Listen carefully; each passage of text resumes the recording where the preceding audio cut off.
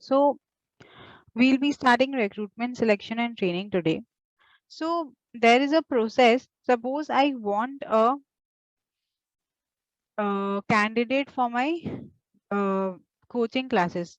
For say example, I want one guy or girl who will say upload my videos on YouTube, edit them, and he will do my promotions and all. So I want a guy who will market my coaching classes. Okay. So this is Gunjan Jajudia classes, and I just want one employee. अब ये जो है, ये employ को बस लेना कैसे लेंगे हम लोग? सबसे पहले बहुत सारे लोगों को बोलेंगे, खबर फैलाएंगे कि आई वांट वन एम्प्लॉय। जैसे आप लोग देखते हो न्यूज़पेपर्स में, बहुत सारा पोस्ट में आता है, व्हाट्सएप ग्रुप्स में आता है कि need a employ for this, need an employ for that. और बहुत सारा एजेंसीज होता है जो कि हेल्प करता है ये एक एम्प्लॉय को रखने में। तो ऐसा भीड़ इकट्ठा करना होगा। दीज आर प्रोस्पेक्टिव कैंडिडेट्स, मतलब ये सब लोगों को इंटरेस्ट है, तो ये सब लोग जो है मेरे पास इंटरव्यू देने आएंगे। ओके, तो ये सारे लोग इंटरव्यू देने आए मेरे पास। अब इनमें से इसको हम कुछ लोग जो है 1, 2, 3 और 4, ये 4 लोग मेरे को बहुत पसंद आए। इनमें से मैंने फिर शॉर्टलिस्ट किया इन 4 लोगों को, और इसमें से मैंने एक का सिलेक्शन कर लिया। तो मैंने नंबर 3 को सिलेक्ट कर लिया। Number 3 is the perfect person for me for as an employ, and then I trained him so that he gets fit for the job. जो मेरे को चाहिए, जो काम मुझसे कराना है, वो आराम से कर पाए। सो बेसिकली यही कोई भी कंपनी करती है कि बहुत सारे लोगों का इंटरव्यू लेती है, उसमें से कुछ लोगों को छांटती है, फिर बेस्ट सिलेक्ट करती है। तो इसी चीज को हम लोग बोलते हैं रिक्रूटमेंट, इस पोर्शन को बोलते हैं सिलेक्शन। और जब वो हो गया, एम्प्लॉयमेंट में हम लोग रख लिए, उसके बाद उसको ट्रेनिंग देते हैं। ये है पूरा चैप्टर का मास्टर चार्ट एंड ओवरव्यू, कि हम लोगों को अब इसमें पढ़ना क्या है। Obviously we have to study recruitment, about only recruitment and only about selection. Training is not there in the syllabus. Okay, so now moving on to the topic recruitment. If you people will have any doubt, you people can ask me. Now recruitment का मतलब मैंने बोला बहुत सारे लोगों को इकट्ठा करना। तो recruitment means identifying the sources of required staff and contracting the sources to attract the sufficient number of candidates from which the choice can be made. So identifying, देखो वर्ड्स अगर ध्यान से देखो तो इस पे लिखा है identifying the sources of required staff. तो अब जैसे सोर्स क्या है रिक्वायर्ड स्टाफ का, मान लो मेरे को जॉब है, मेरे को जब जॉब मेरे को ढूंढना है, तो मेरे को जॉब कहाँ से मिलेगा, तो वो कंपनी मेरे तक कैसे पहुंचेगी। तो अभी देखो मैंने जैसे कि शादी.com होता है ना, जहाँ पे लड़का लड़की मिलते हैं, वैसे ही नौकरी.com होता है जहाँ पे एम्प्लॉय और कैंडिडेट मिलते हैं। तो मेरा प्रोफाइल नौकरी.com पे है, वहां पे मेरे पास रिक्वेस्ट आते हैं वहां पे कि देखो मेरा प्रोफाइल डाला हुआ है, मेरे पास क्या एक्सपीरियंस है, क्या है, मैं एक सीए हूँ, और मेरे पास कौन सा फील्ड का एक्सपीरियंस है, कितना साल का एक्सपीरियंस है, कितना पैसा मैं एक्सपेक्ट करती हूँ, अभी कितना पैसा मेरे को मिल रहा है। तो वहां से मेरे को बहुत सारे लोग जो है कंपनी के लोग मेरे को उसमें मैसेज करते हैं, बहुत सारे लोग मेल करते हैं, उसमें मेरा फोन नंबर दिया, उससे कॉल करते हैं कि इस ये पोजीशन खाली है तो क्या आप इंटरेस्टेड हो। तो ऐसे करते करते इसको बोलते हैं रिक्रूटमेंट। तो नौकरी.com इज अ सोर्स। ओके, तो देखो it means identifying the sources. सबसे पहले तो सोर्स आइडेंटिफाई करना होगा कि देखो नौकरी.com एक सोर्स है जहाँ कैंडिडेट्स होते हैं, न्यूज़पेपर के थ्रू हम लोग सोर्स कर सकते हैं। सोर्सेज ऑफ रिक्वायर्ड स्टाफ की कहाँ कहाँ रिक्वायर्ड स्टाफ मेरे को मिलेंगे, एंड खाली आइडेंटिफाई नहीं करना है, आइडेंटिफाई करने के बाद कांटेक्ट भी करना है। contact the sources to what? contact करना है through, क्यों करना है? To attract the sufficient number of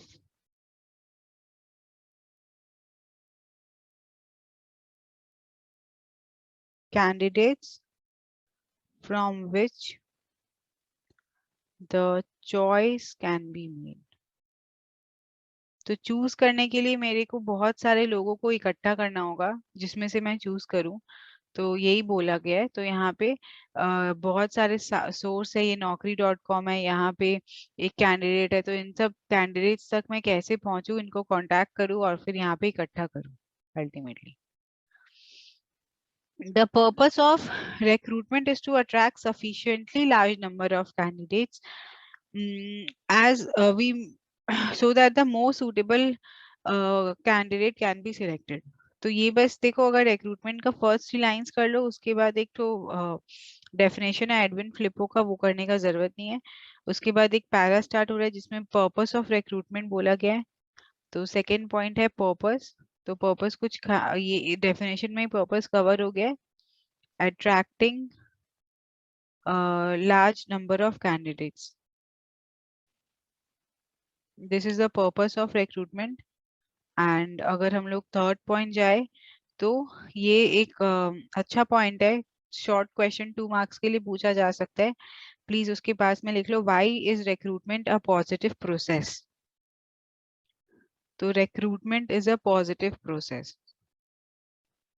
क्यों है positive process? Because it creates a pool of candidates. Pool का मतलब क्या हुआ? झुंड। It creates a झुंड of candidates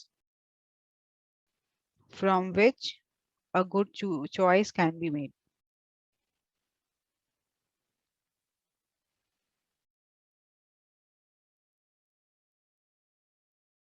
To fill job vacancy. Okay. तो अल्टीमेटली सब में यही बोला गया है कि पूल ऑफ कैंडिडेट बनाना है, लार्ज नंबर ऑफ कैंडिडेट्स को इकट्ठा करना है जिसमें से हम लोग अपना एक ही जन इकट्ठा कर पाए। तो दैट इज रिक्रूटमेंट, जैसे आप लोगों को समझ आ गया था। एंड एक लाइन और है, वो जरूरी नहीं है इतना, बट स्टिल, जहाँ पे जॉब सीकर्स है और यहाँ पे जॉब गिवर्स है, तो इनके बीच में एक ब्रिज है, इस ब्रिज का नाम है recruitment. Okay, so meaning of recruitment के बाद हमारे पास है सोर्सेज ऑफ रिक्रूटमेंट। अभी देखो, जो सोर्सेज हम लोग सोच रहे हैं, सोर्सेज जैसे मैंने बोला यहाँ पे भी है, आइडेंटिफाइंग द सोर्सेज। तो ये सोर्स के बारे में अब हम लोग डिटेल्स में करेंगे। एक ओवरव्यू देती हूँ। एक बुक में चार्ट भी दिया गया है, what are the sources of recruitment. एक है इंटरनल रिक्रूटमेंट। इंटरनल रिक्रूटमेंट का मतलब है कि आपका कंपनी के अंदर से ही आप लोगों को और दूसरा पोस्ट के लिए जो है वो फिल कर रहे हो। फॉर एग्जाम्पल, कि अगर आपका यहाँ पे एक एग्जीक्यूटिव है, उसके ऊपर आपका आता है असिस्टेंट मैनेजर सपोज, उसके बाद आपका आता है डेप्यूटी मैनेजर, उसके ऊपर आता है आपका मैनेजर। तो मान लो इंटरनल रिक्रूटमेंट क्या हो गया, अब मेरा मेरा जो है वो डेप्यूटी मैनेजर का पोस्ट खाली है, ये छोड़ के चला गया। तो अब या तो हम असिस्टेंट मैनेजर को ही डेप्यूटी मैनेजर बना दे, इसको प्रमोशन दे दे, और या तो बाहर से लोगों को लेके आए, इंटरव्यू करे और फिर ये पोस्ट करें। तो अगर हम अपने कंपनी के अंदर से ही ये पोजीशन को फिल कर देते तो इसको बोलते हैं इंटरनल सोर्स ऑफ रिक्रूटमेंट, क्योंकि हम लोग इंटरनली ही लोगों को हायर कर रहे हैं। और बाहर के सोर्स को बोलते हैं एक्सटर्नल सोर्सेज, जो हम लोग बाद में लेके आते हैं। ओके, तो various sources of employment recruitment हो सकता है, एक है इंटरनल, एक है external. So what do you mean by internal sources of recruitment? Let us concentrate on that part now. internal sources. I hope you people are understanding the meaning. So see the definition. When job vacancy fill up हो रहा है, चलो ठीक है. When job vacancies are filled up, from whom? From, see the line, people already working in the organization.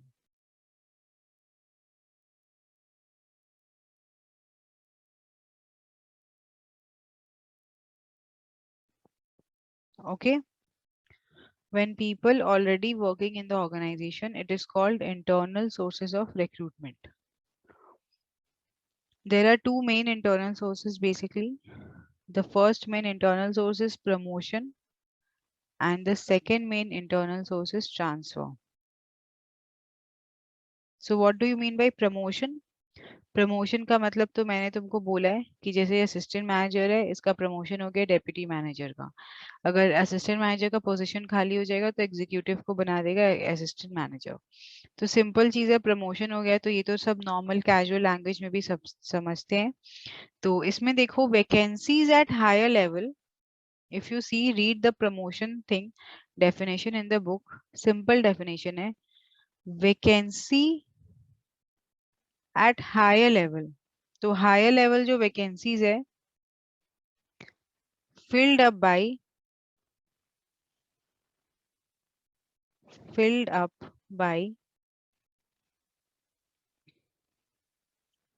promoting persons. Promote करेंगे लोगों को. कौन से लोगों को प्रमोट करेंगे? At lower levels. तो एग्जाम्पल दिया गया है, when the present sales manager of a company retires, one of the branch managers is promoted as the new sales manager. तो branch manager is promoted as the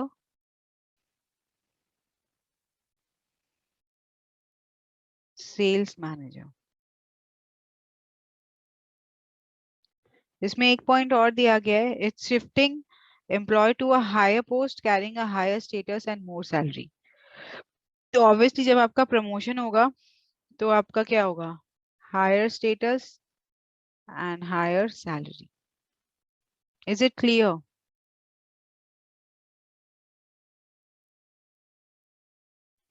yes ma'am.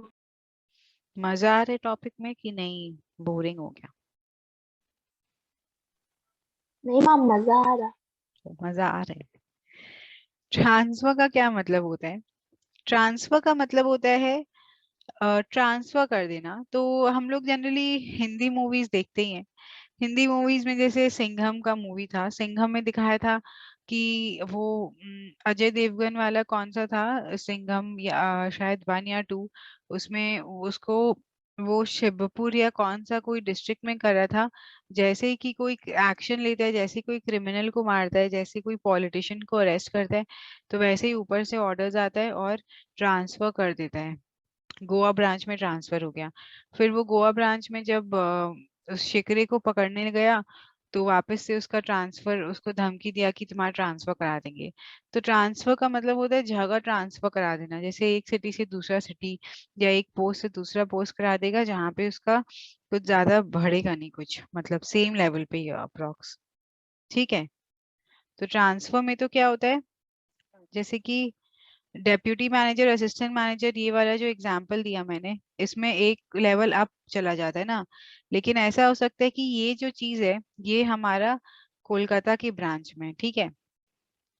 अगर मान लो ICICI bank Kolkata का एक branch है जिसमें manager, deputy manager, assistant manager, executive है. अभी ICICI Bhopal है, यहाँ पे भी मैनेजर है, डेप्यूटी मैनेजर है, असिस्टेंट मैनेजर है, एग्जीक्यूटिव है. अभी इसमें क्या हो रहा है कि यहाँ पे मेरा डेप्यूटी मैनेजर का पोजीशन खाली हो रहा है. तो एक तो ऑप्शन है कि हम इसी एएम को डीएम बना दे, तो वो प्रमोशन हो जाएगा. लेकिन ट्रांसफर क्या होगा कि सेम लेवल से ये डेप्यूटी मैनेजर को हम यहाँ पे लेके आ जाए.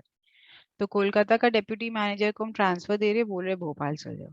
तो अभी बंदा बोलेगा अरे मैं तो भोपाल में ट्रांसफर हो गया है, तो मेरे को तो अब मेरा सैलरी बढ़ेगा। तो नहीं, ऐसा नहीं होगा, इसका सैलरी और स्टेटस जो है वो सेम ही रहेगा। So this is the main difference between promotion and transfer. यहाँ पे जैसे higher status and higher salary है, इसमें there is no change in status and salary. Okay, so इसका मतलब क्या होता है? शिफ्टिंग एन एम्प्लॉय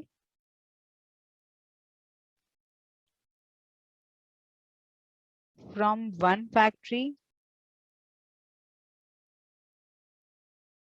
ब्रांच और office to fill vacancy in another factory, branch और ऑफिस। तो अभी फैक्ट्री, ब्रांच और ऑफिस को मैं एफबीओ लिख दे रही हूँ। ठीक है, इसमें एग्जाम्पल दिया गया है transferring sales person from one branch to another.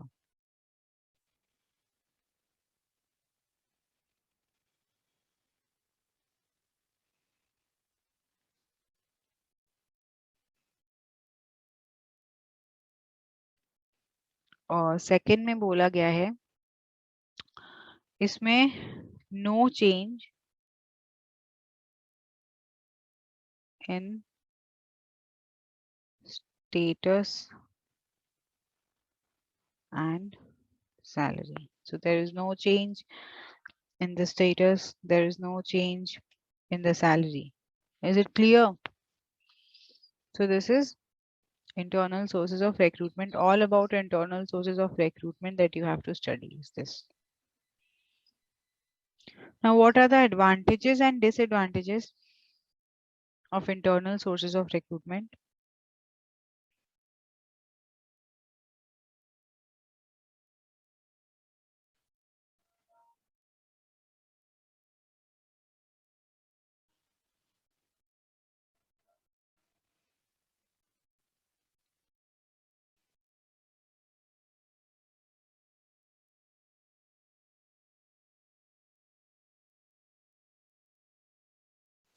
तो एडवांटेज ये है, जब हम लोग एक बंदे को प्रमोट करते हैं from lower level to higher level, उससे उसका मोराल बूस्ट होता है, राइट? तो इससे motivate and boosts morale of employees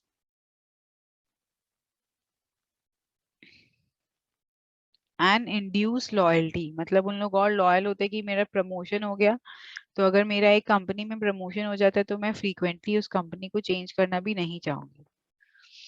ठीक है, इससे लेबर टर्नओवर और एब्सेंटिज्म मिनिमाइज होता है, सेकंड पॉइंट है। क्यों ऐसा? लेबर टर्नओवर और एब्सेंटिज्म का क्या मतलब होता है? एब्सेंटिज्म का मतलब तो पता है कि एब्सेंट होते हैं लोग, और लेबर टर्नओवर का मतलब होता है कि बहुत फ्रीक्वेंटली लेबर छोड़ के जा रहे हैं, हम लोग नए लोगों को लेके आ रहे हैं। तो जब हम लोग एक नया ऑर्गेनाइजेशन ज्वाइन करते हैं या नया कंपनी ज्वाइन करते हैं, अब देखो तुम लोग अगर नया क्लासेस ही ज्वाइन करते हो तो इट्स नॉट ऑलवेज नेसेसरी कि तुम लोगों को वो टीचर का पढ़ाई समझ में आएगा ही आएगा, चाहे बहुत ही टॉप क्लास टीचर हो। बट बहुत बार होता है कि बच्चों को नहीं समझ आता है। जैसे तारे जमीन पर पे वो बहुत ही अच्छा स्कूल पे था, but he had some other problem. तो ही जब वो सही टीचर से मिला, दैट इज आमिर खान से, तो उसका लाइफ बदल गया और वो पढ़ाई में अच्छा हो गया।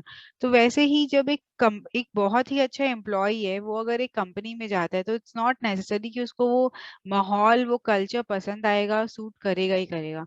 तो इससे क्या होता है, वो छोड़, अगर उसको पसंद आया तो ठीक, नहीं आया तो वो छोड़ के चला जाएगा। तो उससे क्या होगा, फिर वापस नया एम्प्लॉय को रखो, अब वो एम्प्लॉय को भी समझ नहीं आएगा तो वो भी छोड़ के चला जाएगा। तो इसको बोलते हैं लेबर टर्न ओवर। तो लोग छोड़ छोड़ के जाते हैं, फिर नए को रखते हैं, उसको टर्नओवर बोलते हैं। तो यही बोला गया है, जब हमारे कंपनी का ही एक बंदा जो ऑलरेडी हमारे कंपनी में काम कर रहा है उसी को हम प्रमोशन देंगे, तो वो छोड़ के जाएगा नहीं, क्योंकि उसको हमारे कंपनी के संग वो एडजस्ट हो चुका है तब। ठीक है, तो इससे है, इसका एक एडवांटेज है, it minimises labour turnover. This is a very important term. and absenteeism.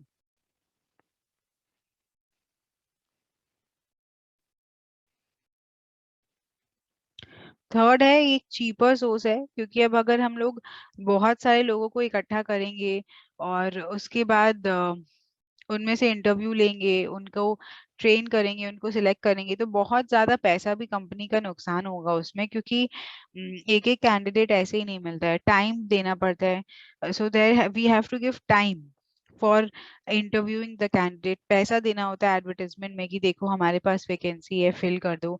naukri.com में जब हम जाते हैं तो मेरे लिए तो फ्री है एज अगर मैं जॉब खोजना चाहती हूँ तो, लेकिन जो कंपनी जॉब दे रहा है उसको naukri.com पे पैसा भरना पड़ता है। इट्स जस्ट लाइक सब्सक्रिप्शन होता है ना, अमेजोन प्राइम का सब्सक्रिप्शन, वैसे ही नौकरी का सब्सक्रिप्शन लेना होता है कि कौन कौन से एम्प्लॉयज अपना सीवी डाल के रखे, देखना है मेरे को। तो वैसे होता है। तो it's a cheaper source of recruitment. क्यों? क्योंकि इसमें हम लोगों को इतना पैसा खर्चा नहीं करना है, बिकॉज फुल इंफॉर्मेशन है कैंडिडेट का हमारे पास ऑलरेडी, क्योंकि वो हमारी कंपनी में ऑलरेडी काम कर रहे हैं। तो टाइम नहीं देना होता है हम लोगों को। टाइम किस चीज के लिए? On interviewing the candidate, interviewing and testing the candidate,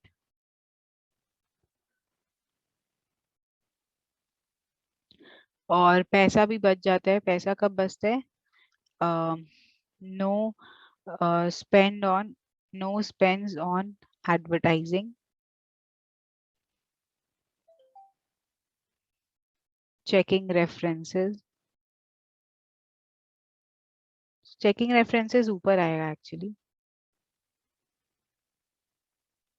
reference का मतलब होता है, अगर मैं सपोज कंपनी ए में काम कर रही थी, तो जब मैं कंपनी बी में जाऊंगी तो कंपनी बी वाला जो बंदा है, बॉस है, वो जाएगा कंपनी ए वाला से पूछने की कैसा काम करती है एंड कैसा नेचर एंड ऑल है, तो रेफरेंस भी चेक करना होता है। सेकंड है, उसको इंडक्शन ट्रेनिंग का जरूरत नहीं होता है। इंडक्शन ट्रेनिंग का क्या मतलब होता है? जब आप लोग नया स्कूल में शिफ्ट होते हो तो एक तो ओरिएंटेशन होता है ना, तो आपको स्कूल के बारे में बताएगा, स्कूल का क्या फैसिलिटीज है, ये सब के बारे में बताएगा। तो वो सब चीज़ तो बेसिक चीज़ जो है वो सबको पता होना चाहिए, वो तो आपको ऑलरेडी पता है क्योंकि आप उस स्कूल में ऑलरेडी बचपन से ही पढ़ रहे हो।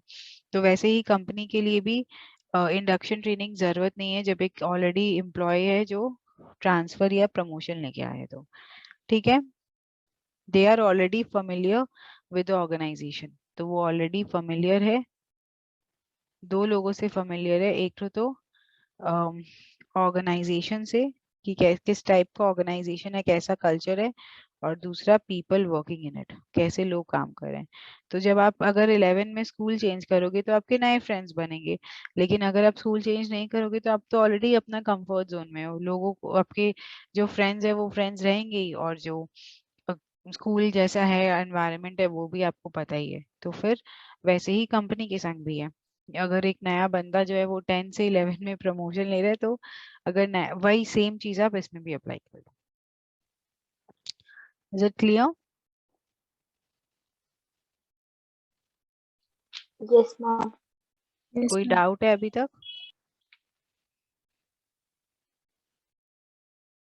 एनी नहीं doubts? ma'am. Okay, No, now ma'am. Let's move on to the disadvantage. Advantage तो हम लोग पढ़े और लगा कि डिसएडवांटेज तो हो ही नहीं सकते हैं। लेकिन इंटरनल सोर्सेज ऑफ रिक्रूटमेंट का एक सबसे बड़ा डिसएडवांटेज जो एक्चुअली है कि जब हम लोग नए लोगों को बाहर से लाते हैं तो एक फ्रेश टैलेंट आता है और फ्रेश आइडियाज भी आते हैं। बट जब हम लोग ऑलरेडी एग्जिस्टिंग कैंडिडेट्स को ही अपने कंपनी में प्रमोशन और ट्रांसफर दे रहे हैं, तो उन लोगों के पास जो आइडिया था वो हम लोग ऑलरेडी ले चुके हैं उनके पास। तो नया कोई टैलेंट या कोई नया चीज नहीं आ रहा है हमारी कंपनी में। तो no fresh talent is obtained,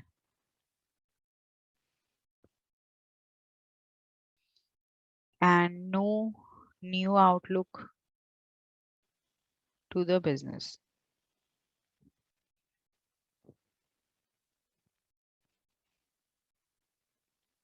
Okay. Second point है unsuitable candidates may be promoted to the position of higher because the choice is limited. अगर आपने सोच लिया है कि आपको ये जो डेप्यूटी मैनेजर का पोस्ट है ये प्रमोशन से ही फिलफिल करना है, तो ऐसा हो सकता है कि अनसुटेबल कैंडिडेट असिस्टेंट मैनेजर अभी तक मैनेजर डेप्यूटी मैनेजर का पोस्ट में जाने के लिए रेडी नहीं है, उसको अभी ज्यादा टाइम नहीं हुआ और वो काम को इतना अच्छे से नहीं समझा है या उतना ज्यादा एंथुजियास्टिक नहीं है वो कि ऊपर जाएगा पोजीशन में तो वो काम अच्छे से कर पाएगा। सो बहुत बार होता है कि हम लोगों को क्योंकि इंटरनल ट्रांसफर से ही अपना वैकेंसी फिल करना है तो अनसुटेबल कैंडिडेट्स भी प्रमोट हो सकते हैं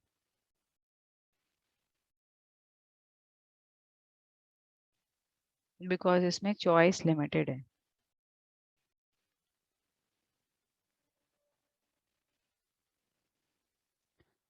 थर्ड है, अगर टाइम बाउंड प्रमोशन होता है ना तो लोगों को पता है लगता है बस इस कंपनी में रहो। जैसे गवर्नमेंट एम्प्लॉयज में पता है कि सैलरी तो मिलेगा ही चाहे काम करो या ना करो, तो उन लोग कुछ काम तो करते नहीं है। अभी मेरे को अपना आधार अपडेट कराने के लिए मैं पोस्ट ऑफिस गई तो वो गवर्नमेंट पोस्ट ऑफिस है, वहां पे आधार अपडेट के लिए फ्री में होता है वहां। तो लिटरली वहां पे जो बंदा है वो वहां पे बैठता ही नहीं है, आता ही नहीं है और लाइन इतना लंबा लगा हुआ रहता है। कभी बोलता है मशीन खराब हो गया है, तो पैसा मिल नहीं रहा है, पता है सैलरी तो मिलेगा ही आराम से, चाहे आधार अपडेट करो या चाहे आधार अपडेट ना करो। तो लेथार्जिक है, लेजी एटीट्यूड है उसका, और पता है कि थोड़ा टाइम बाद उसका प्रमोशन हो ही जाएगा। तो अगर वो 5 साल काम कर लिए तो उसका प्रमोशन हो ही जाएगा। तो इसीलिए उन लोगों को में वो स्पिरिट नहीं रहता है फिर कि पता है चलो टाइम बाउंड प्रमोशन है, 5 साल काम करने के बाद एक पोस्ट भर जाएगा। ऐसा बहुत सारी कंपनियों में होता है। तो यही बोला गया है कि एम्प्लॉयज में बिकम लेथार्जिक। और दूसरा हैंड में मैं जब बैंक ऑफ बड़ौदा गई तो वहां पे देखा उन लोग चार्ज कर रहे थे 50 रुपीज, लेकिन वो जो बंदा था इतना एंथुजियास्टिक था कि वो करे ही जा रहा था, इतना फटाफट कर रहा था और डेली करता है वो आधार अपडेट कार्ड। तब मेरे को पता चला ये चीज कि अगर किसी को पता है कि सैलरी मिलेगा और एक ये प्राइवेट बैंक का एम्प्लॉय, दोनों में कितना फर्क होता है। गवर्नमेंट बैंक चल जाओ, स्टेट बैंक ऑफ इंडिया, वहां पे लंच टाइम 2 घंटा का चलते ही रहेगा, आप कोई काम के लिए जाओ तो आप वहीं पे अटक जाओ। लेकिन ये कोई प्राइवेट बैंक चल जाओ जैसे HDFC बैंक, तो वहां पे लंच ब्रेक होगा भी ½ एन आवर का और उन लोग भी आएंगे और आपको एकदम आपके कस्टमर्स की तरह एकदम ट्रीट करेंगे और आपका काम जल्दी होगा।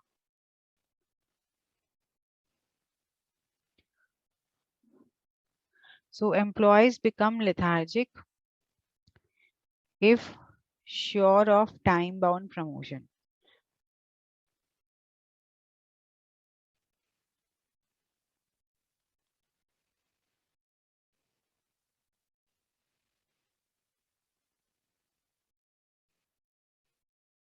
Fourth point है, it cannot be a complete method in itself.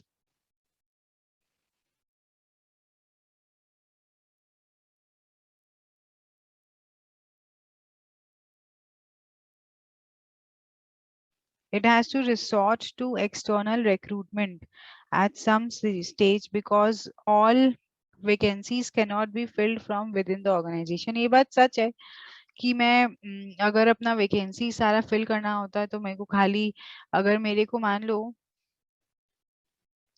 Deputy manager के लिए असिस्टेंट मैनेजर को रख लिए, तो अब असिस्टेंट मैनेजर का पोस्ट भी तो खाली हो गया ना। अब असिस्टेंट मैनेजर का पोस्ट के लिए एग्जीक्यूटिव को प्रमोशन दे दिए, तो अब एग्जीक्यूटिव का पोस्ट भी तो खाली हो गया, यहाँ पे भी तो कोई नहीं है, तो अब यहाँ के लिए तो हम प्रमोशन दे नहीं पाएंगे। तो फिर हम लोग एक्सटर्नली लोगों को लेके आएंगे। एक्सटर्नल सोर्सेज ऑफ रिक्रूटमेंट के बारे में हम लोग नेक्स्ट क्लास पढ़ेंगे, क्या होता है, कहाँ कहाँ से कौन कौन से एक्सटर्नल सोर्सेज है। There are 8 external sources of recruitment, what are the advantages and disadvantages, वो सब हम लोग नेक्स्ट क्लास में पढ़ेंगे। तो यही बोला गया कि खाली आप इंटरनल ट्रांसफर से हर बार सोचोगे कि वैकेंसी फिल करें, ऐसा नहीं होता है। It can not be a complete method in itself. A company has to और enterprise has to resort to external recruitment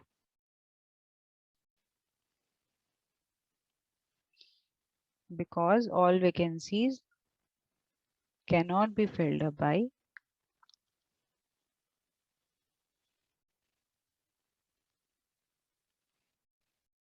field internally लिख देती हूँ।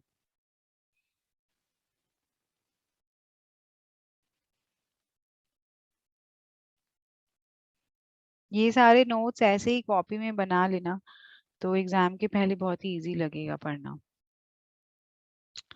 तो सबसे सिंपल है कि एडवांटेज है हम लोगों का 4 और डिसएडवांटेज भी 4 है कि नया टैलेंट नहीं आ रहा है, लोग लेथार्जिक हो जा रहे हैं। तो no fresh talent, unsuitable candidates report होते हैं, लोग लेथार्जिक होते हैं, और ये कंप्लीट मेथड एकदम नहीं है। और अगर हम लोग मेन मेन वर्ड्स देखें तो इसका है motivate employees, minimises labour turnover, ये तो पूरा ही इंपॉर्टेंट है। चीपर सोर्स है बिकॉज टाइम और मनी दोनों सेव होते हैं, और इंडक्शन ट्रेनिंग का जरूरत नहीं है। ठीक है।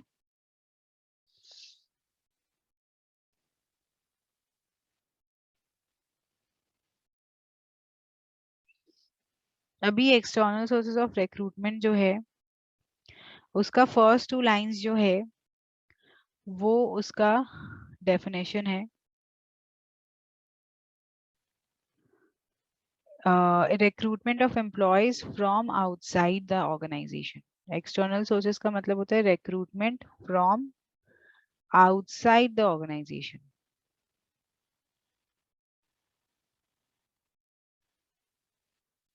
और इंटरनल सोर्स में हमने क्या पढ़ा था? इंटरनल सोर्स का क्या मतलब होता है? और people already working in the organisation या विद इन द ऑर्गेनाइजेशन। अब इसमें जो नेक्स्ट पैराज है उसमें एडवांटेज और डिसएडवांटेज है।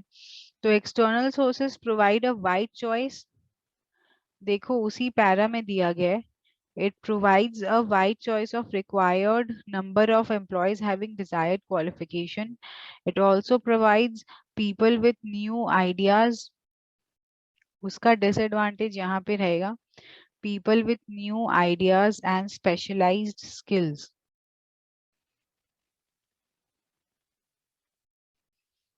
For growth of organization. और उसके बाद वाले जो पैरा में डिसएडवांटेज दिया गया है कि more over it is time consuming and expensive, क्योंकि यहाँ पैसा सेव नहीं हो रहा है, टाइम सेव नहीं हो रहा है, तो it is time consuming and expensive. And बहुत बार it creates frustration among existing employees,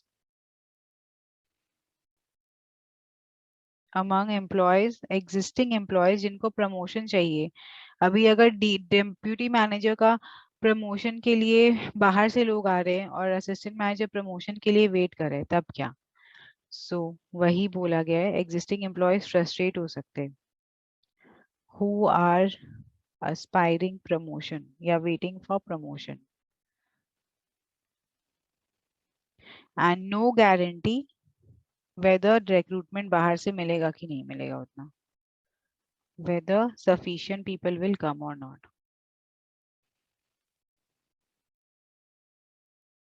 Sufficient candidates will be attracted.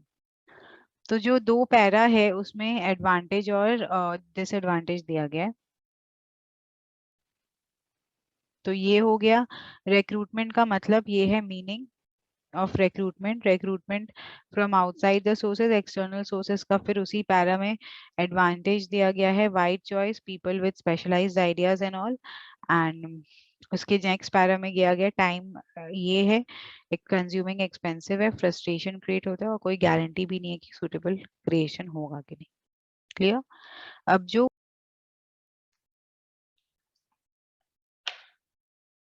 सो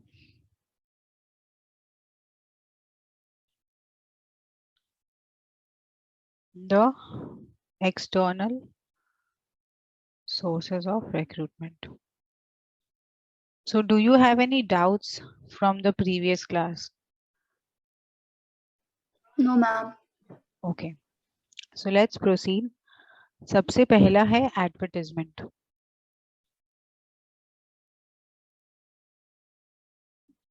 अब एडवर्टाइजमेंट का क्या मतलब होता है? हम लोग अक्सर देखते हैं, वो जो एक मूवी था ना हिचकी बोल के, रानी मुखर्जी का, उसको जॉब चाहिए होता है, तो वो क्या करती है, वो पेपर पे लेके बैठती है। पेपर में कॉलम आता है क्लासिफाइड्स का, जहाँ पे जॉब किसी को चाहिए, किसी को प्रॉपर्टी चाहिए, किसी को प्रॉपर्टी बेचना है, किसी कोई जॉब ऑफर कर रहा है, कोई मिसिंग है, सब कुछ आता है पेपर में। तो वहां पे एडवर्टीजमेंट्स जब न्यूज़पेपर्स और जर्नल्स पे दे दिया जाता है, तो वो मोस्ट वाइडली यूज्ड मेथड है स्टाफ को रिक्रूट करने का। क्योंकि जब भी फिल करना है हम लोगों को जॉब वैकेंसी, तो हम लोग जॉब डिटेल्स और क्या क्या क्वालिफिकेशंस चाहिए, ये सब डिटेल्स अगर न्यूज़पेपर में दे देंगे, तो हम लोग को इजीली उस टाइप के कैंडिडेट्स अप्लाई करेंगे। Employment news is a special newspaper which contains only job advertisements from public sector and private sector in our country। तो एक स्पेशल न्यूज़पेपर का नाम भी दिया गया है जिसका नाम है एम्प्लॉयमेंट न्यूज़। जैसे टेलीग्राफ है, टाइम्स ऑफ इंडिया है, इकोनॉमिक टाइम्स है, वैसे ही एम्प्लॉयमेंट न्यूज़ भी एक स्पेशल न्यूज़पेपर है। उसके बाद दिया गया एडवर्टाइजमेंट का एडवांटेज दिया गया है as a external source of recruitment. तो दिया गया है कि advertisement is a convenient and economical source of recruitment. It provides a large pool of candidates from all the parts of the country. Therefore, the organization has sufficient choice in selection. So it has a large pool of candidates because हर एक country के हर एक part से लोग apply करेंगे, तो बहुत सारा fresh talent भी इनफ्लो होगा। तो भाई यही सब डिटेल्स दिया गया है। तो चलो पहले नोट्स लिखना स्टार्ट करते हैं, फिर और एक्सप्लेन करेंगे। लेकिन मोटा मोटी एडवर्टाइजमेंट का मतलब क्या होता है? Advertisement in newspapers and journal.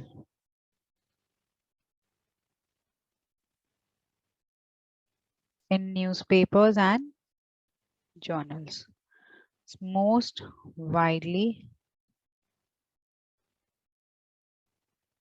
used method of recruiting staff। तो मैं ये वाला पॉइंट नहीं लिखती पहले, बट अभी इसीलिए लिख रही हूँ कि बाई चांस अगर एक एमसीक्यू या एक फिल इन द ब्लैंक्स में भी ये दे दिया कि which is the most widely used method of recruiting staff, तो हम लोग बोलेंगे एडवर्टाइजमेंट है। ठीक है, तो एडवर्टाइजमेंट में हैज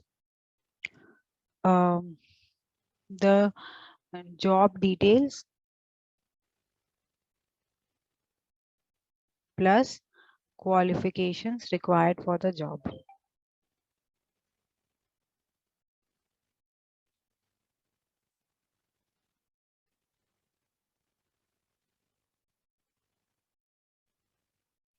उसके बाद वाले पॉइंट में, ये एक न्यूज़पेपर का नाम है, अगर बाई चांस पूछ लिया ऑब्जेक्टिव टाइप में, एम्प्लॉयमेंट न्यूज़,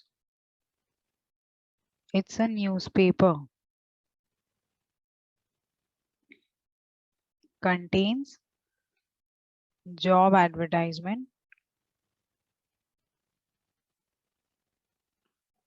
अब कहाँ कहाँ से जॉब एडवर्टाइजमेंट होता है? दोनों तरफ से। पब्लिक सेक्टर जैसे ओएनजीसी, कोल इंडिया, भेल, जो भी पब्लिक सेक्टर कंपनीज है, जो भी गवर्नमेंट की कंपनीज है, प्लस प्राइवेट कंपनीज भी जैसे Tata. By the way, have you all heard the news that Tata got Air India again? So, Yes, ma'am. yeah, that's good that you are updated. Now, advertisement is a convenient and good Kritika। अब ये जो है यहाँ पे से इसका जो advantage start हो रहा है, तो एडवांटेज और डिसएडवांटेज है, तो मैं इसको वैसे ही लिख ले रही हूँ सो दैट अगर बाई चांस पूछे what are the state advantage of advertisement, so you people do not get a shock. Clearly लिखा हुआ नहीं है, बट इसका मतलब यही होता है कि it is the convenient and economical method of recruitment. ठीक है, और दूसरा क्या है कि लार्ज पूल ऑफ कैंडिडेट्स आते हैं, large pool of candidates from all over India, from all parts of country. So इससे क्या होता है? Sufficient choice in selection. so organization gets sufficient choice in selection.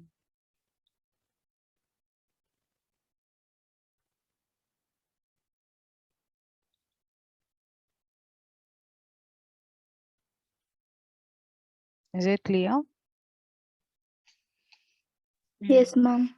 Now next line में दिया गया है detailed information about the organization and the job can be given in the advertisement to facilitate self screening by prospective candidates. तो self screening का क्या मतलब होता है? फॉर एग्जाम्पल मैंने जॉब, एक तुम लोगों को एक टीचर चाहिए जो तुम लोगों को साइंस पढ़ा दे और प्लस मैथ्स भी करा दे, and you want that the teacher should be living near your house and you want offline classes. ऐसा तुम लोगों का एक रिक्वायरमेंट है, ठीक है? तो तुम लोग अगर इस टाइप का रिक्वायरमेंट देंगे तो अगर मैं वो रिक्वायरमेंट देखूंगी तो obviously I will I apply for the teaching job that you people are offering? No, because I'm not a science teacher, plus I am not living near your place. तो मैं self screening करूंगी, खुद ही जज करूंगी कि मैं इसके लिए सूटेबल हूँ कि नहीं। अगर मेरे को समझ आया अरे मैं तो सूटेबल हूँ नहीं, तो मैं अप्लाई नहीं करूंगी। तो इसका यही फायदा है कि जब ये एडवर्टाइजमेंट जो has job details and qualifications required for the job, तो मैं इसी में एक लाइन करूंगी, ऐड करना चाहूंगी, तो so that candidates uh,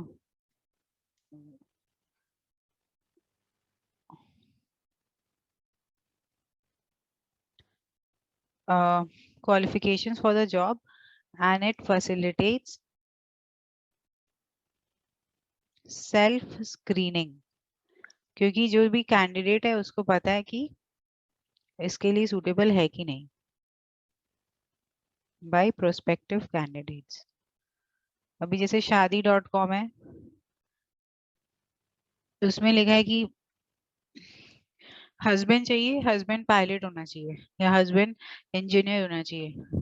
तो अगर कोई और प्रोफेशन का इंसान होगा, टीचर होगा या फिर मान लो कोई एमबीए होगा, उन लोग अप्लाई नहीं करेगा उस लड़की से शादी करने के लिए, बिकॉज वो लड़की का क्लियरली है कि उसको इंजीनियर चाहिए। तो उन लोग सेल्फ स्क्रीनिंग करेगा प्रोस्पेक्टिव कैंडिडेट्स खुद ही, कि अप्लाई करने के पहले। ठीक है?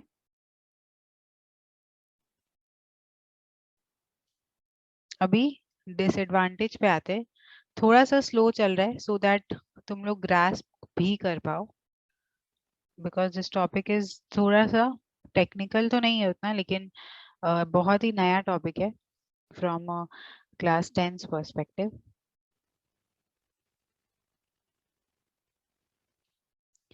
डिसएडवांटेज इसका क्या है? It brings flood of applications. तो ऑब्वियसली अगर हम लोग न्यूज़पेपर में ऐड देंगे तो बहुत सारे, ऐसा तो नहीं कि बहुत कम लोग ही एलिजिबल होंगे, बहुत सारे लोग एलिजिबल होंगे जिनको लगेगा कि उन लोग इस जॉब के लिए फिट हैं, तो उन लोग सब लोग अप्लाई करेंगे। और बहुत बार क्या होता है कि सेल्फ स्क्रीनिंग तो होता ही है, लेकिन बहुत सारे अनसुटेबल कैंडिडेट्स भी अपना एप्लीकेशन मारते हैं कि क्या पता लक में हो और जॉब लग जाए, क्योंकि अनएम्प्लॉयमेंट एक मेजर इशू है इस कंपनी का, इस कंट्री में। तो flood of applications even from unqualified candidates.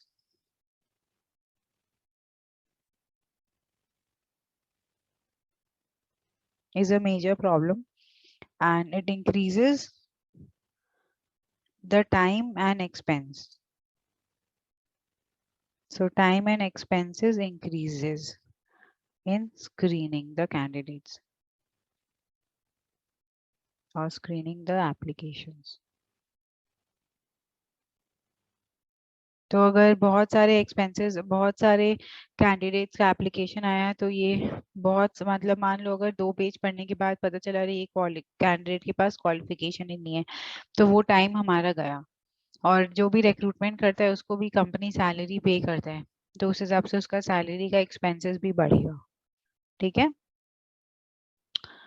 Next है एम्प्लॉयमेंट एक्सचेंज।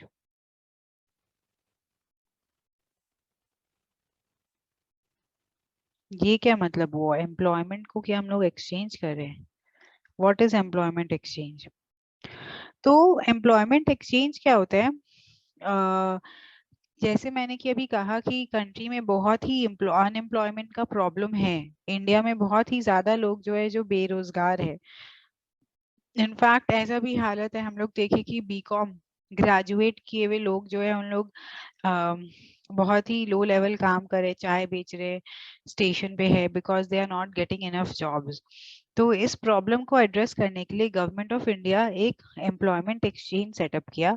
उसमें उन लोग क्या करते हैं कि एक वेबसाइट टाइप का है, एक पोर्टल है एम्प्लॉयमेंट एक्सचेंज। उसमें इन लोग ले लेता है सबका नाम और एड्रेस। तो यहाँ पे इन लोग ले लेगा नेम्स, एड्रेस, जिन लोगों को जॉब चाहिए सबका नेम और एड्रेस ले लेगा, और अदर डिटेल्स जो जो चाहिए, क्वालिफिकेशंस वगैरह सब कुछ इसमें डिटेल्स ले लेगा कि क्या क्या डिटेल्स हम लोगों को चाहिए फॉर अ जॉब।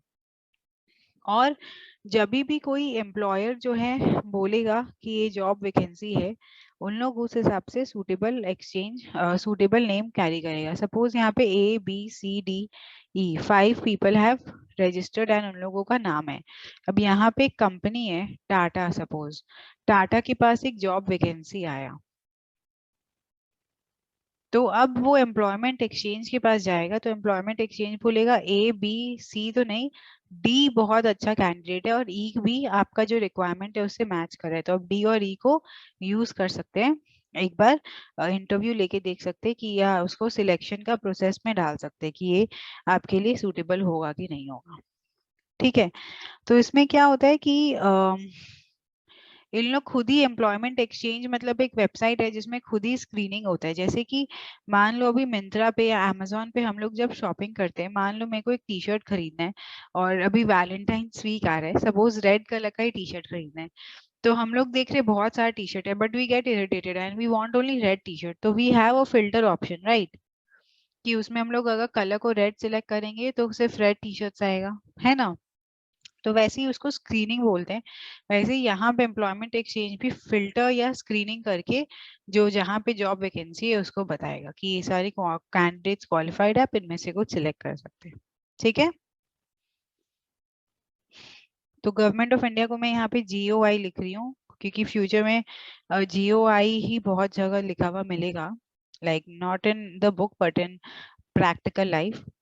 तो GOI has set up employment exchanges to solve unemployment.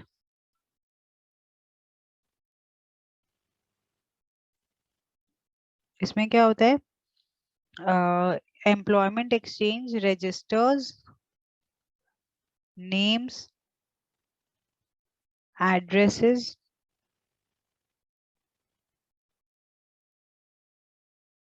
And other particulars.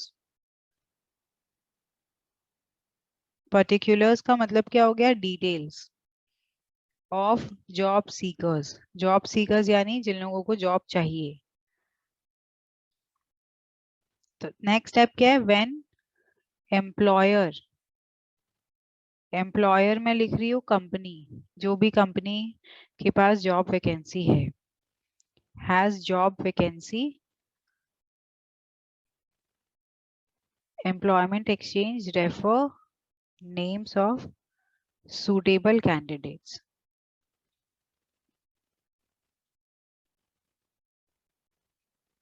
Simple process ही है ये वाला। तो इसमें इसके अंदर ये पॉइंट्स है कि it employment exchange carries out screening, मतलब फिल्टर का ऑप्शन होता है इसमें। He does not spend money on advertisement, does not spend money on advertisement, क्योंकि सबको पता है कि ये एम्प्लॉयमेंट एक्सचेंज है, यहाँ पे जाके हम लोग देखेंगे तो हम लोगों को मिलेगा कुछ ना कुछ। इसमें बोला गया है कि कुछ कुछ एम्प्लॉयमेंट एक्सचेंज जो है वो काउंसलिंग भी देता है और रिसर्च सर्विसेज भी देता है, but the records of employment exchange, but इसका डिसएडवांटेज क्या है? इसका मेन डिसएडवांटेज जो है वो ये है कि इंफॉर्मेशन जो है वो आउटडेटेड रहता है। तो records are outdated.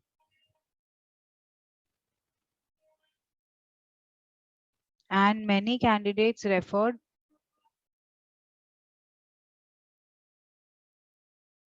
by EE do not come for interview.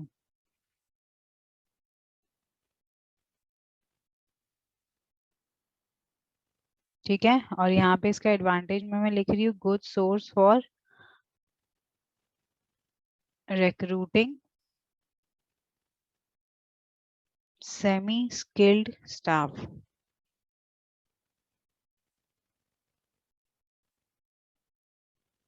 Okay, so uh,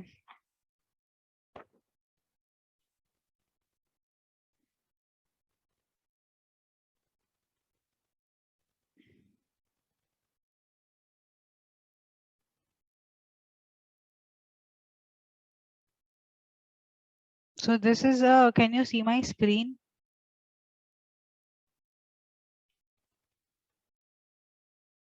Yes, ma'am.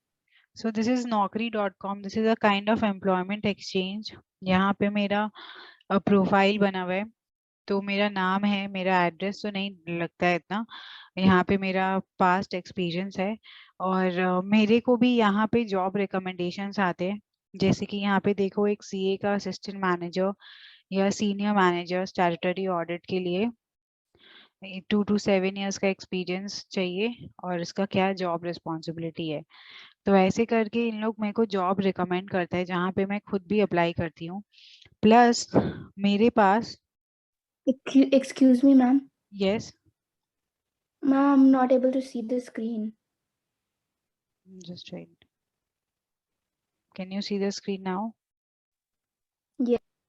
Yes, ma'am. तो अभी इसमें देखो, यहाँ पे रिकमेंडेड जॉब्स है. यहाँ पे मेरे पास रिक्रूटर का मैसेज भी आता है. जैसे कि यहाँ पे ये एक GK HR consulting India private limited बोल के है. इन लोगों को यूके जायंट एक कंपनी है यूके का, कोलकाता में जो बेस्ड है, उस कोलकाता का जॉब लोकेशन है. उन लोग मेरे को अच्छा उन लोगों को लगा. अभी प्राइस वाटर हाउस कूपर्स है, इसके पास इसका जॉब अपॉर्चुनिटी मेरे पास बहुत बार आ रहा है. ये कंपनी जो है, ये कंपनी को मेरा प्रोफाइल अच्छा लगा, तो ये कंपनी जो है मेरे को जॉब के लिए भेज रहा है. कि पैकेज कितना देगा इन लोग, 0 से 18 लाख तक का पैकेज है, और 8 साल तक का एक्सपीरियंस इन लोगों को चाहिए, 0 to 8. और क्या जॉब का डिस्क्रिप्शन है, उन लोग क्या मेरे से करवाना चाहते हैं, क्या जॉब रिक्वायरमेंट है, टेक्निकल स्किल्स क्या क्या चाहिए. तो इसमें अगर मेरे को ये अच्छा लगा, तो यहाँ पे देखो लिखा हुआ है, interested candidates can apply your CV resume on the below mail ID. और मैं यहाँ से भी अप्लाई कर सकती हूँ. तो this is a kind of employment exchange where you know there it's like shadi.com, जहाँ पे मेरे को जॉब चाहिए अगर, और सामने वाला को जॉब देना है, तो मिल जा रहे हैं हम लोग इससे. ठीक है, अभी इसमें एक चीज मैं बता रही हूँ. मेरा जॉब ऑलरेडी लग चुका है. I am already working in Deloitte, but I have not updated my CV here. I have not updated anything. तो अभी भी मेरे पास जॉब के कॉल्स आते हैं, एंड जब इंटरव्यू होता है तो I do not turn up because I am not interested in the job. समझ आ रहा है? तो अब इसमें देखो, फिल्टर का भी ऑप्शंस है कि मेरे पास कंपनी है, कंपनी की तरह अगर मेरे को ब्राउज करना है, तो ब्राउज ऑल रिक्रूटर्स. तो मैं लोकेलिटी के हिसाब से कर सकती हूँ. यहाँ पे देखो, रिक्रूटर्स इन मुंबई, दिल्ली, हैदराबाद, चेन्नई. तो what type of work I want, what अगर फंक्शनल एरियाज है, अगर मान लो मेरे को डिजाइन, मेडिकल, इंजीनियरिंग, प्रोडक्शन किस फील्ड में जाना है. अगर मेरे को कंपनी है, फैंसी है कि इस कंपनी में जाना है, अगर मान लो मेरे को टीसीएस में जाना है, टाटा का कंपनी है, Airtel, Accenture, IBM, ICICI bank, तो मान लो मेरे को एयरटेल में जॉब चाहिए, तो मैं अगर एयरटेल पे क्लिक करूंगी, तो इसमें दिखाएगा कि देखो एयरटेल का ये सब जॉब्स अवेलेबल है. समझ आ रहा है? तो ऐसे करके हम लोग फिल्टर भी कर सकते हैं आराम से, और ये बहुत ही इफेक्टिव मेथड है जहाँ पे जॉब मिलने का हाई चांसेस होता है, क्योंकि बहुत सारे लोगों को मिलता है. और अब आउटडेटेड भी है इंफॉर्मेशन, बहुत बार ऐसा होता है कि इंफॉर्मेशन भी आउटडेटेड होता है. और ये जो मैं दिखा रही हूँ naukri.com, ये प्राइवेट साइट है, बट हम लोग जो एम्प्लॉयमेंट एक्सचेंज का बात करें वो गवर्नमेंट का साइट है, तो इसीलिए थोड़ा सा डिफरेंस है. समझ आया क्या? हाँ मैम, आया. अभी नेक्स्ट हम लोग देखते हैं प्लेसमेंट एजेंसीज।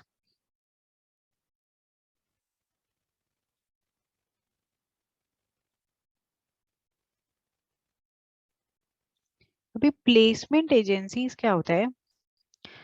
अ, बहुत सारे एजेंसीज है, उन लोग रिक्रूटमेंट और सिलेक्शन का सर्विसेज ऑफर करते हैं।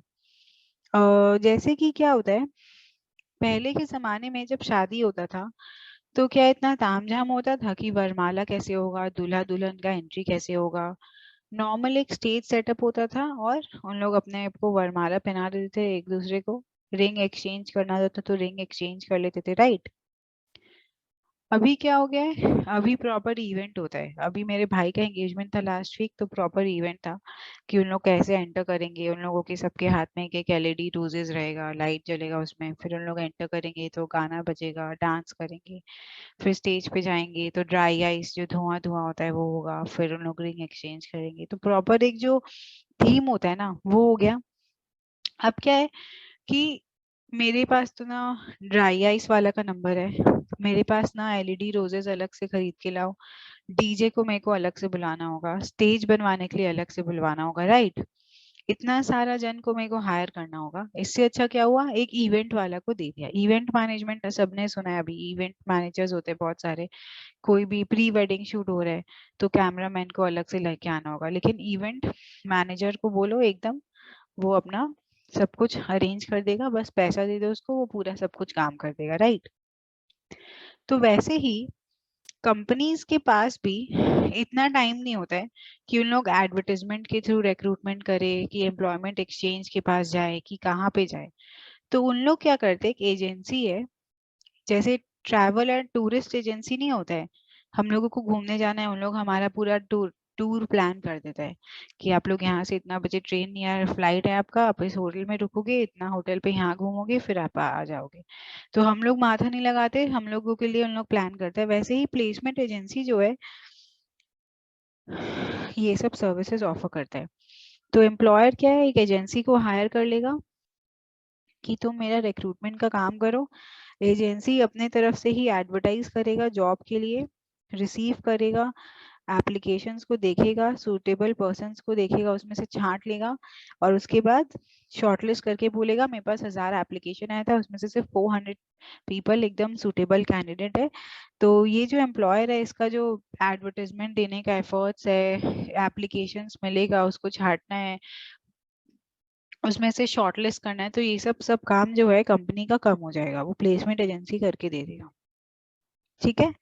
लेकिन एजेंसी क्या करेगा, एजेंसी एक फीस चार्ज करेगा, फ्री में तो नहीं करेगा ना, डेफिनेटली। समझ आया? वैसे ही Yes, ma'am. है प्लेसमेंट एजेंसीज।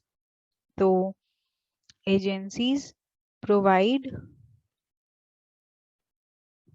यहाँ पे मैं लिख रही हूँ रिक्रूटमेंट या प्लेसमेंट एजेंसीज, रिक्रूटमेंट एजेंसीज और प्लेसमेंट एजेंसीज दोनों ही बोलते हैं इन लोग को। They provide recruitment and selection services.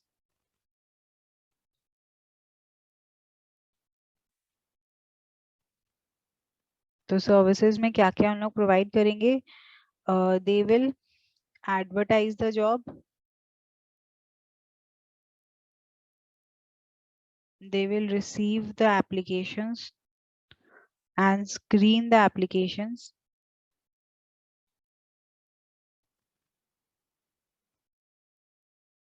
select suitable persons from the applications,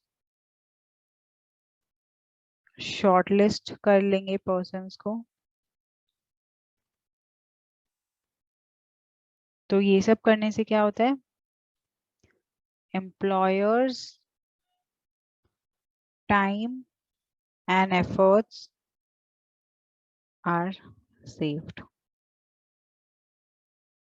and यहाँ पे एक पॉइंट ऐड कर रही हूँ कि they charge fees for their services। Okay? And ये मेथड कहाँ पे अप्लाई होता है? मेथड अप्लाइड फॉर रिक्रूटिंग, मतलब किसको रिक्रूट करना है? एक पियोन को हायर करने के लिए तो इतना माथापच्ची नहीं करेगा ना। तो जब सीनियर मैनेजर को हायर करना है या टेक्नीशियन को हायर करना है तब जनरली ये मेथड फॉलो होता है। ओके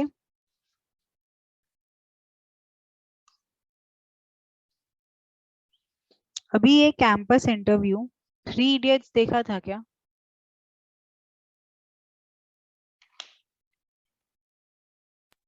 हाँ मैम।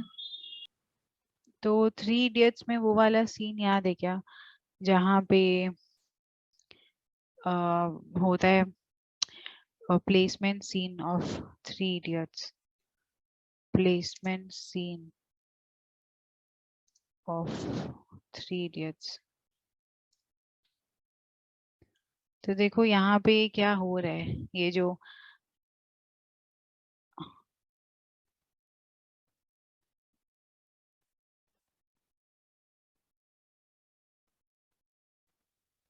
अगोडा का आ रहा है, ये अगोडा भी एक तो वही है, ट्रैवल साइट है। ये देखो, ये इसका कैंपस प्लेसमेंट दिख रहा है पीछे में लिखा हुआ। Yes ma'am. अरे पीछे में कैंपस प्लेसमेंट लिखा हुआ था। तो यहाँ पे क्या हो रहा है कि आ, ये जो सीन था, ये सीन बस मैं दिखा रही थी, ये सीन याद आ ही जाएगा। इस सीन में क्या होता है कि जो प्लेसमेंट एजेंसी है, आई मीन जो कैंपस है जहाँ पे उन लोग का बेसिकली जो कॉलेज है, वो कॉलेज में ही क्या हो रहा है, कॉलेज में ही कंपनी के लोग आते हैं और इंटरव्यू लेते हैं, राइट? तो कैंपस का मतलब क्या होता है, कॉलेज कैंपस। तो वहां पे लोग आके इंटरव्यू ले रहे हैं। तो इसमें क्या होता है कि हाईली टेक्निकल और वेल एडुकेटेड पर्सन्स आते हैं और उन लोग को वैसे ही लोग चाहिए, इसीलिए उन लोग जनरली बड़े बड़े कॉलेजेस लाइक आईआईएम्स आईआईटीज में जाते हैं और वहां से उन लोग सबसे अच्छा जो स्टूडेंट होता है इंटरव्यू के बेसिस पे उठा के लेके आते हैं। तो ये बहुत ही कन्वीनियंट और इनएक्सपेंसिव होता है क्योंकि इनको पता है कि वहां पे उनको सूटेबल कैंडिडेट्स मिल ही जाएंगे। ठीक है, तो this is campus recruitment. So actually, I am showing you practical examples because otherwise you people will get confused because these are very new terms. So jobs in big business have become very technical and required well educated person. तो कोई भी business कर रहे हैं तो उसके लिए हम लोगों को technical और educated person चाहिए। तो इसीलिए क्या होता है कि business houses या जो companies होते हैं जिनको लोग चाहिए, they approach educational institutions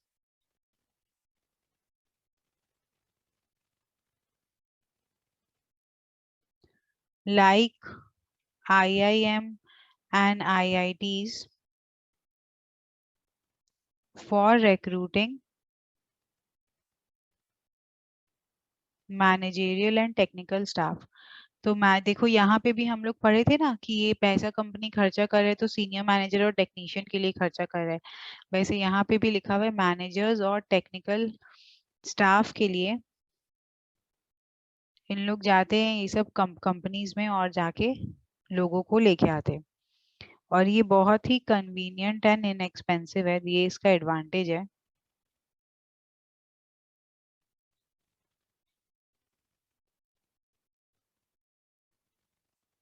It is inexpensive and convenient. And the employer also gets help from placement cell of the educational institution in recruitment and selection.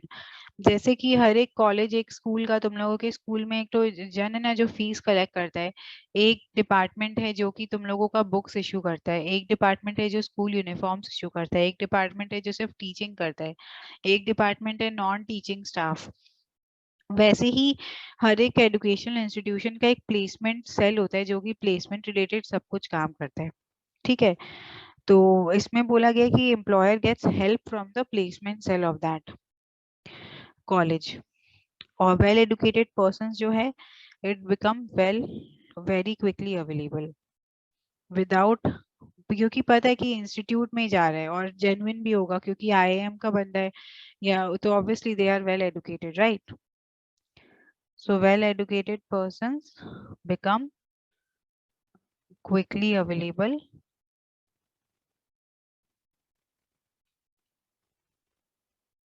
without any advertisement। खाली उस college में जाओ, पता है वैसा बंदा मिल ही जाएगा। अब इसमें एजुकेशनल इंस्टीट्यूशंस को क्या फायदा होता है? आईएम और आईटी का नाम इतना ज्यादा इसीलिए क्योंकि पता है कि वहां से बहुत ही अच्छा पैकेज में बहुत ही अच्छा पैकेज मिलता है लोगों को। तो एजुकेशनल इंस्टीट्यूशंस जो है यहाँ पे लिखा हुआ है they also gain because it students get job even before they leave the institution. तो पूरा पढ़ाई पूरा नहीं हुआ है उसके पहले ही उनको जॉब मिल जाता है। तो वही थ्री इडियट्स का होगा कि अगर तुम्हारे फ्रेंड्स रांचो रस्तोगी और वो क्या नाम था, फरहान अख्तर और राजू रस्तोगी को अगर जॉब मिल जाए तो मैं अपनी मूछें कटवा लूंगा। तो उनको जॉब मिल जाता है तो वो मूछें काट देता है उसका, है ना? तो यही बोला गया कि जब तक उन लोग पास नहीं हो रहे फाइनल एग्जाम उसके पहले ही उनके हाथ में जॉब होता है। तो बेसिकली जो फाइनल टर्म होता है उसके पहले ही कैंपस का इंटरव्यूज होता है। ठीक है, तो advantage to educational institutions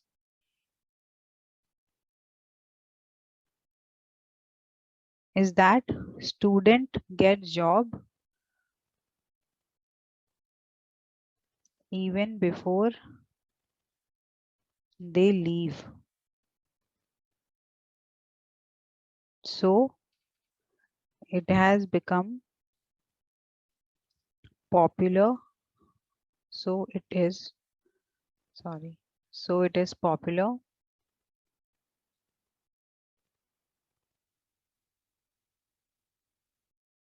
where job experience is not required।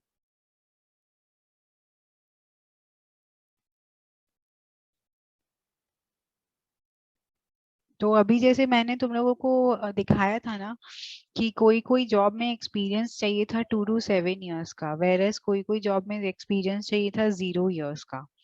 तो वैसे ही जो कोई कोई जॉब में जहाँ पे एक्सपीरियंस का जरूरत नहीं है वहां पे उन लोग फ्रेशर्स को ही रिक्रूट करते हैं। तो उस केस में उन लोग कैंपस रिक्रूटमेंट वो सारे कंपनीज जाते हैं उसमें।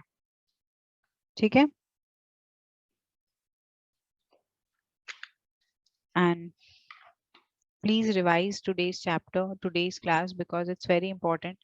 अगर तुम लोग रिवाइज नहीं करोगे तो फिर भूल जाओगे and you will get confused in the exam hall.